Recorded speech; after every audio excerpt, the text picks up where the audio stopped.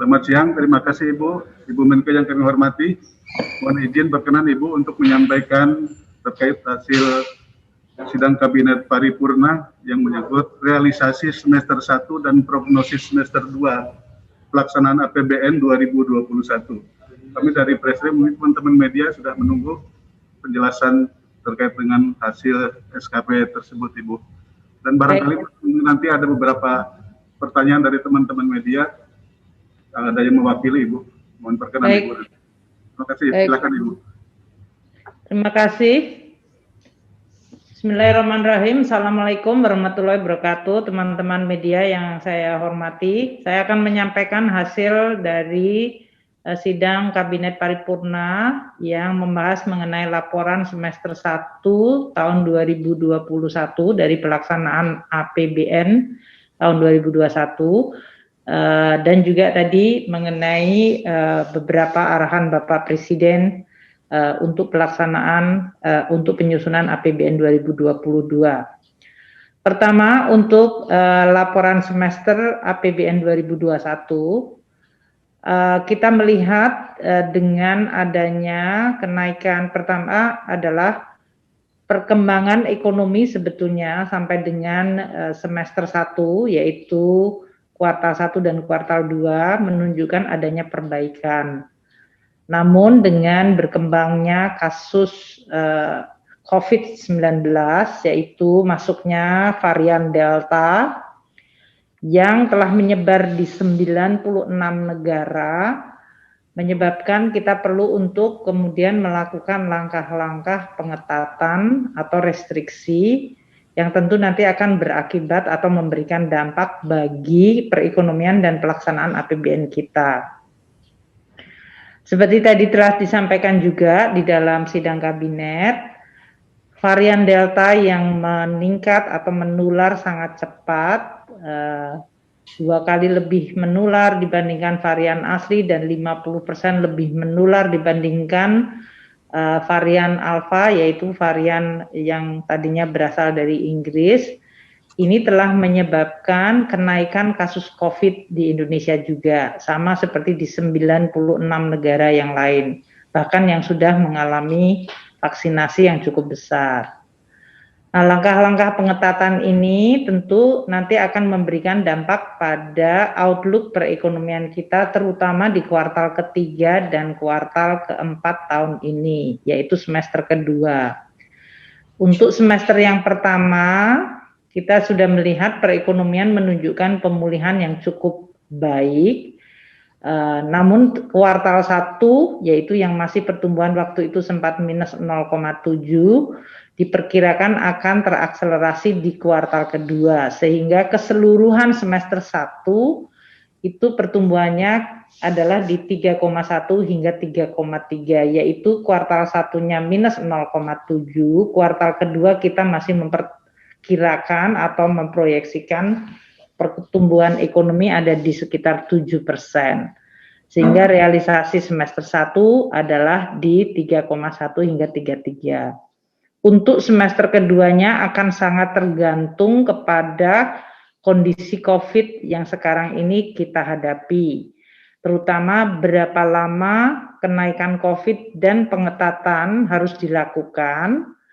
Kalau terjadi skenarionya itu akan cukup moderat, yaitu bulan Juli sudah bisa dikendalikan dan pada Agustus sudah mulai ada aktivitas yang normal, atau terjadi kemudian restriksinya dikurangi, maka ekonomi masih akan bisa tumbuh pada kondisi pertumbuhan yang di atas 4%. Namun apabila atau bahkan mendekati 5% di kuartal kedua, namun apabila restriksinya cukup panjang karena COVID-nya masih sangat tinggi, maka pertumbuhan ekonomi untuk kuartal ketiga bisa turun di sekitar 4%. Ini yang harus kita waspadai. Nah, untuk itu kecepatan imunitas yang bisa dimunculkan di masyarakat melalui vaksinasi menjadi syarat yang penting, dan juga pelaksanaan protokol kesehatan. sehingga kondisi dari COVID tetap bisa dikendalikan, namun pemulihan ekonomi juga tetap bisa dipertahankan.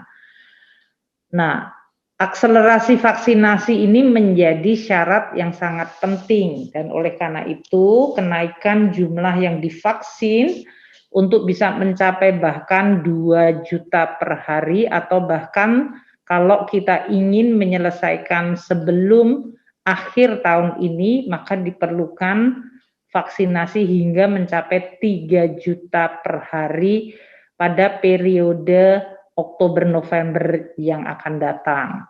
Ini sebuah target yang luar biasa tinggi, dan Bapak Presiden tadi menyampaikan bahwa kerjasama seluruh pihak harus dilakukan untuk meningkatkan target vaksinasi ini, dan bahkan diminta supaya vaksinasinya bisa dijalankan bahkan pagi, siang, dan malam hari dengan menggunakan seluruh sumber daya baik yang ada di kementerian, lembaga, TNI, Polri, BKKBN, sampai kepada seluruh dinas dan pemerintah daerah. Inilah yang akan menjadi syarat penting untuk kita bisa terus menjaga ketahanan masyarakat dari COVID, namun di sisi lain kemudian pemulihan ekonomi bisa dijaga atau dipertahankan momentumnya.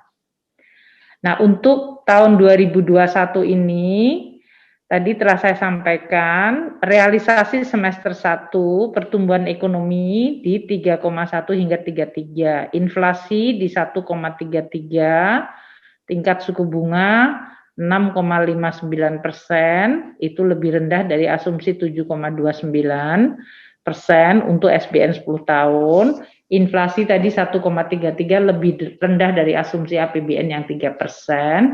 Nilai tukar di 14.299 lebih rendah dari nilai tukar asumsi 14.600.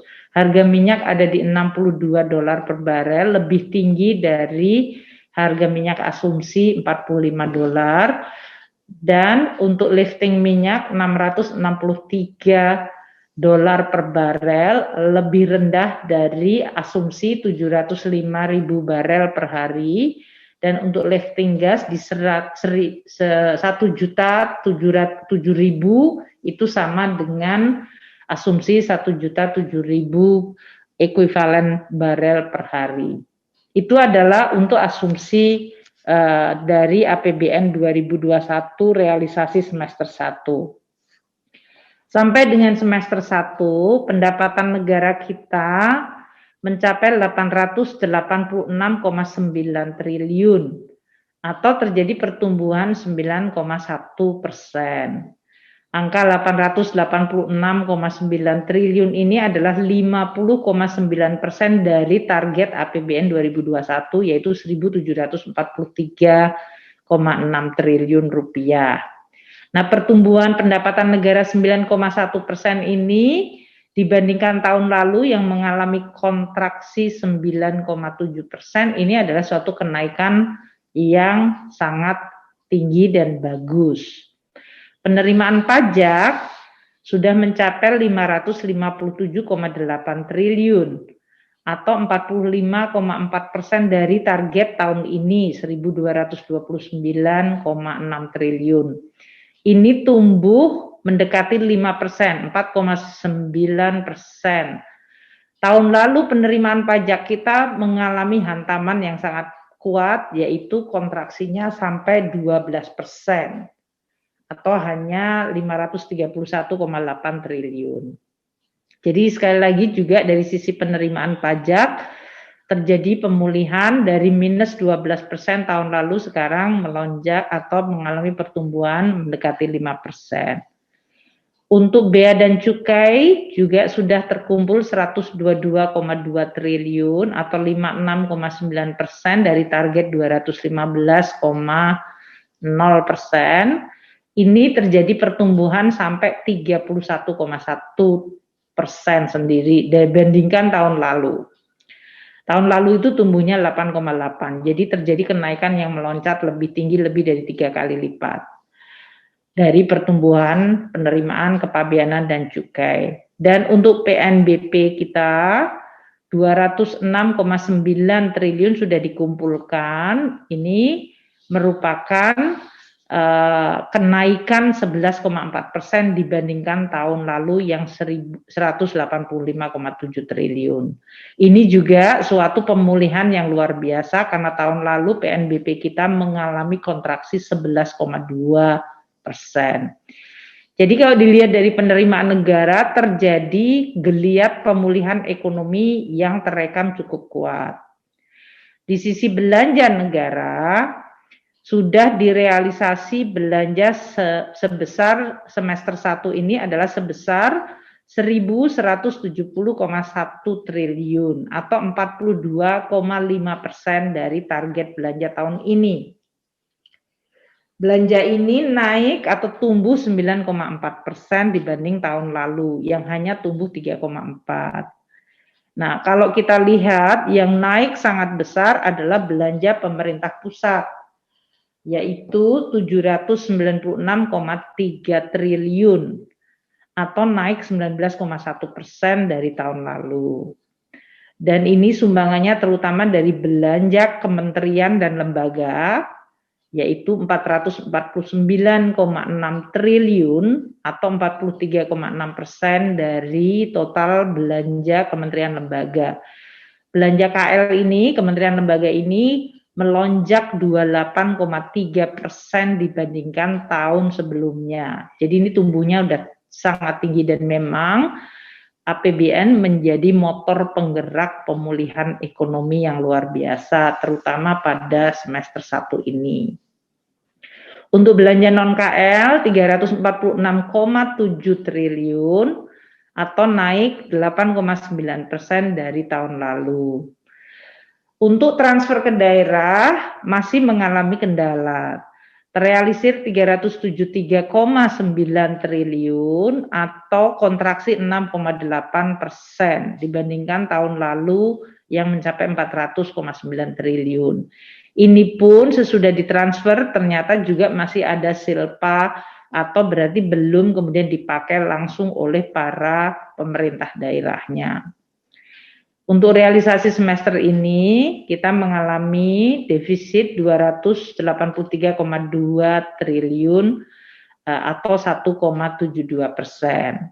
Nah, dari pelaksanaan APBN semester 1 ini dengan berbagai pergerakan dan perubahan yang sekarang ini terjadi, terutama menyangkut peningkatan COVID yang kemudian dilakukannya kebijakan PPKM mikro darurat, maka APBN perlu meningkatkan lagi dukungannya bagi terutama program-program di bidang kesehatan dan perlindungan sosial. Nah, untuk bidang kesehatan ini tahun 2021 akan mengalami kenaikan lagi, yaitu program di dalam pemulihan ekonomi dan penanganan COVID untuk pagu di bidang kesehatan akan mencapai 193,93 triliun. Ini naik dari yang kemarin kita telah sampaikan 172 triliun dan naik lagi jadi 182 dan sekarang naik ke 193. Jadi terjadi kenaikan yang sangat tinggi di bidang kesehatan. Terutama untuk membiayai dari mulai diagnostik, testing, tracing, untuk biaya perawatan sekarang ini 236.340 pasien, untuk insentif kesehatan, tenaga kesehatan, santunan kematian, dan juga pembelian berbagai obat dan APD. Anggaran 193 triliun juga dipakai untuk pengadaan 53,9 juta dosis vaksin dan bantuan untuk iuran JKN untuk 19,15 juta orang. Di dalam anggaran kesehatan ini termasuk insentif untuk perpajakan bagi sektor kesehatan. Kemudian perlindungan sosial, ini tadi instruksi Bapak Presiden agar untuk dilakukan akselerasi pembayarannya minggu ini, terutama untuk tadi PKH untuk dimajukan triwulan ketiga ini bisa dibayarkan di bulan Juli sehingga bisa membantu masyarakat. Kartu sembako yang sekarang ini jumlah targetnya 15,93 juta bisa dinaikkan lagi targetnya ke 18,8 juta. Dan bantuan tunai untuk 10 juta KPM selama 2 bulan akan dibayarkan pada bulan Juli ini. Demikian juga untuk BLT desa yang sekarang ini baru mencapai 5 juta bisa dinaikkan sesuai pagu di 8,8 juta target. Dan kartu prakerja untuk penyerapan batch yang kedua bisa dilaksanakan pada bulan Juli. Untuk bansos ini, bantuan untuk kuota internet para siswa dan mahasiswa serta tenaga pendidik sebanyak 27,67 juta untuk siswa, mahasiswa, tenaga pendidik, guru, dosen akan tetap diberikan. Nah, di dalam pelaksanaan program 2021, kami melihat bahwa untuk pelaksanaan PPKM ini perlu tambahan anggaran, yaitu terutama perpanjangan diskon listrik. Diskon listrik kepada 32,6 juta pelanggan ini akan diperpanjang yang tadinya 6 bulan menjadi 9 bulan. Berarti ini sampai dengan September. Untuk itu akan diperlukan tambahan alokasi 1,91 juta. 1,91 triliun, maaf. Kemudian untuk bantuan rekening abonemen listrik juga kita akan perpanjang sampai bulan September. Sehingga akan membutuhkan tambahan 420 miliar. Ini tadi yang pertama ya, sudah kita sampaikan, terus kita sampaikan di halaman 17. Kemudian untuk pelaksanaan PPKM Mikro, kita juga akan membayarkan untuk bantuan produktif ultramikro 3 juta penerima baru. Ini akan dilakukan antara Juli hingga September. Alokasinya totalnya adalah 3,6 triliun. Untuk bansos tunai tadi ya akan dibayarkan 2 bulan untuk 10 juta penerima sehingga akan dibutuhkan 6,1 triliun. Tadi telah disampaikan PKH akan dilakukan percepatan penyalurannya pada triwulan 2 ini pada bulan Juli sehingga akan ada realisasi kuartal kedua ini 13,96 triliun untuk 9,9 juta. Kita berharap bisa tercapai target 10 juta. Jadi masih ada 100.000 di sini target yang bisa ditambahkan. Untuk kartu sembako juga tadi telah saya sampaikan ada target 18,8 juta yang sekarang ini baru tercapai 15,9 juta. Penerimanya dan kita harapkan akan bisa dibayarkan pada awal Juli juga. Tadi Bapak Presiden bahkan meminta minggu ini. Ini sekarang yang sedang dilaksanakan oleh Kementerian Sosial. BLT desa tadi saya sampaikan targetnya 8 juta, sekarang ini baru 5 juta dan ini bisa diakselerasi juga pada bulan Juli. Program prakerja untuk 2,8 juta peserta juga bisa dieksekusi pada bulan Juli Agustus ini.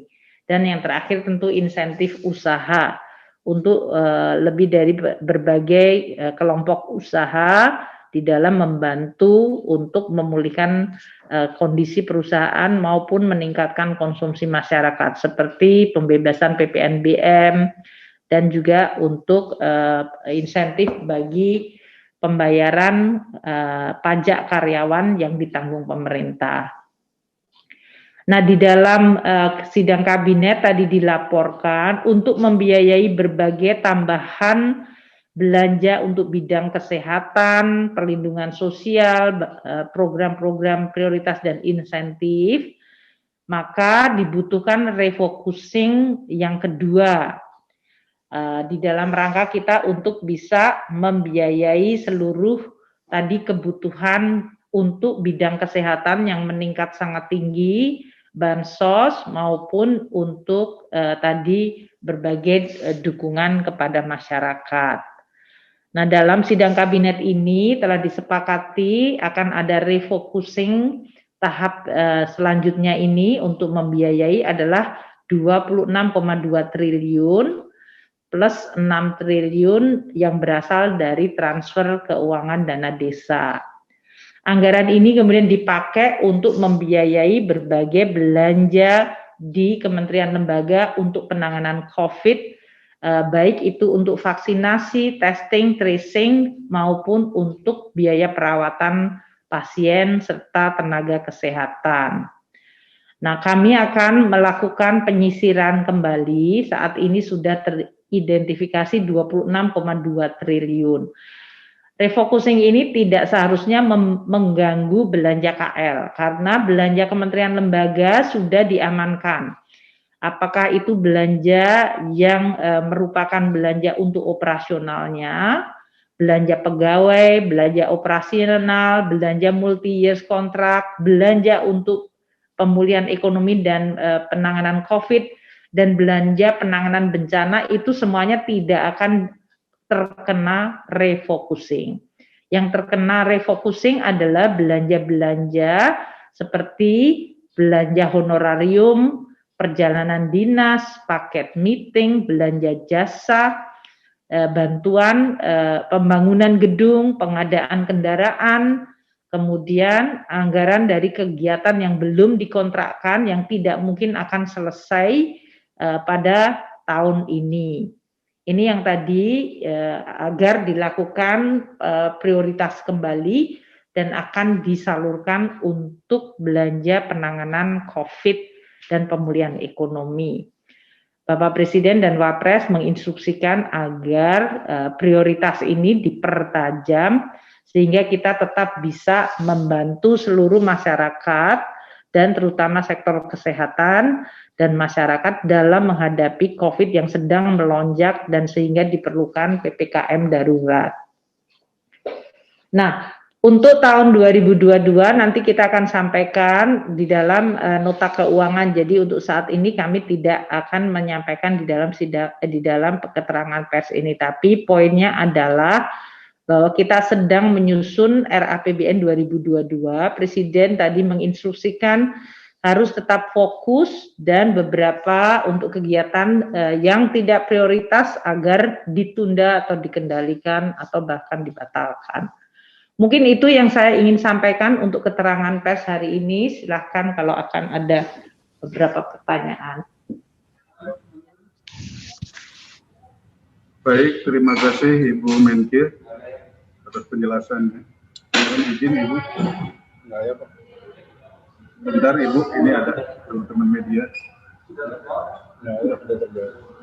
Baik Ibu, ternyata sudah terjawab katanya. Sudah. Oke. Penjelasan Ibu katanya. Terima kasih kalau begitu.